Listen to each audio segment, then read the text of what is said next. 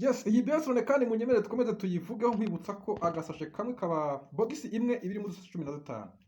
Agasashe kamwe ugitangira ugakoresha mu mazi ukagabanijemo kabiri ya mililitiro 100 kugira ngo mu by'ukuri, kuko iyo uyimaze kuyikoresha itangira kukwereka ahantu hose hari ikibazo. Ino Bestron nuvuga ngo ahantu hose hari ikibazo irahakwereka. Mu yandi magambo icekinga buri kimwe cyose, kuko ni imwe muri product zivugurura umubiri. Muri uko kuvuga rero umubiri hari igihe usanga hari ibishobora kubigenderamo, bityo ukabasha kuba wabyumva. Kubwira ngo izafasha amaraso kuvamo isukari ndetse n'ibindi bibi cyangwa se cholesterol, izafasha kubalansinga system cyangwa se umusemburo wa endocrine mu mubiri, izagufasha mu by'ukuri gutuma amaraso atembera neza mu maraso mu mubiri, izatuma mu by'ukuri umuntu abasha gusinzira neza, kugabanya umunaniro, hanyuma igufashe kongera imbaraga n'ubushake mu gihe cyo kubashakanye. Twari tumaze kuvuga ku byo ifasha abadamu 12, ariko munyemerere ibi twamaze kubivugaho, munyemerere tuvuge ku bintu 12, ku bintu 10 ifasha abagabo. N'ubundi depression iragaruka, nimwe muri product mu by'ukuri igabanya ibijyanye n'agahinda gakabije,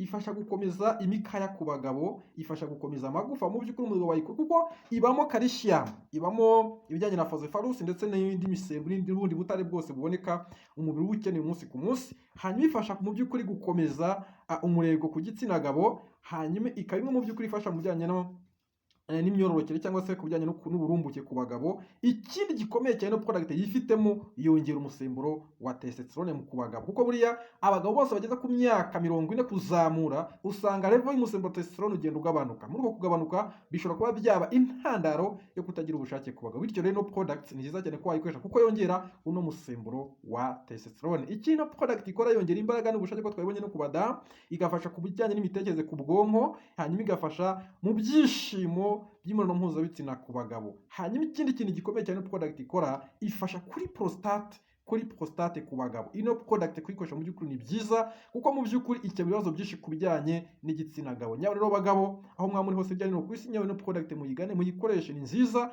irafasha kandi irakora. Ukimara kuyikoresha nyuma y'iminsi 2 gusa utangira kugenda ubona resultat zitandukanye, utangira kumva ufite imbaraga mu mubiri, umeze neza, utangira kumva mu by'ukuri hano hose hari ikibazo cy'uburwayi kikagaragara. Mu by'ukuri nawe utararwara, nakubwira ngo nyabona Bestron is the best product y'ikinyejana cya 21 ikoze mu cyo bita simuser cyangwa se technology igezweho, yahuje ibiyikoze arizo ingredient enye zitandukanye: royal jelly umushongi w'ubuki, blueberry n'inkeri, ndetse na akayaberry n'inkeri, soye kuri vitamine A na B, ndetse no kuri normalizing ibijyanye na reproductive system, hakaba icyo bita dragon fruit